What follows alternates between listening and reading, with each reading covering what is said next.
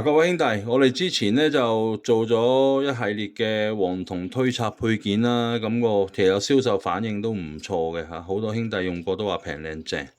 咁就我哋今次就翻埋啲水掣啦，不鏽鋼水掣嚇，316嘅，全部都係316嘅不鏽鋼水掣啦嚇。咁佢個做工都唔錯嘅，大家可以睇睇啦，佢個柄啦，其實都車得好靚嘅。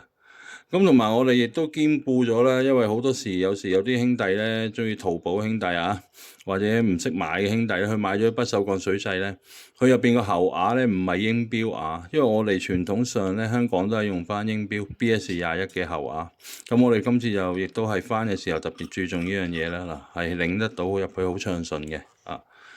咁樣嘅 OK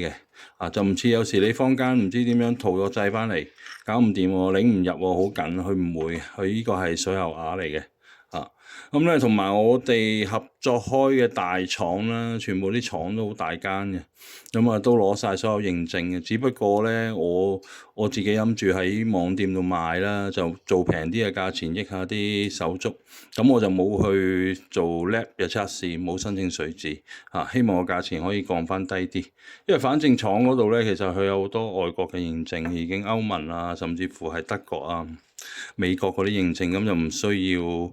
特登又去搞水紙，咁你個價錢會爭好遠嚇。咁咧就 size 由4分去到2寸半都有嚇，size 由4分到2寸半都有。同埋基本上咧，我哋每一個掣咧，每一個閘掣啦，出廠之前都會做一個叫做氣密測試啊。氣密測試係咩咧？就係呢個閘掣生產咗裝嵌模出嚟之後咧，我哋會有部機吸住佢之後咧，會有啲液氮氣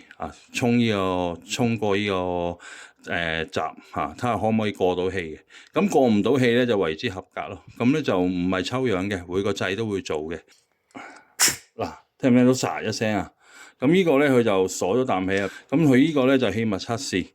咁咧我哋亦都唔係抽樣做嘅，工廠係每個都會做嘅啊。咁咧就產品就擺咗上我哋網店。各位兄弟有興趣咧就自己撳，使用上有乜問題隨時 WhatsApp 我呢個我手機號碼隨時 WhatsApp 得噶啦。都係嗰句啦，唔識落單嘅師兄咧，或者一啲年長嘅師兄唔識搞呢啲網購嘅都唔緊要，你直接 WhatsApp 我，話我聽你要咩，咁我幫你處理唔該晒。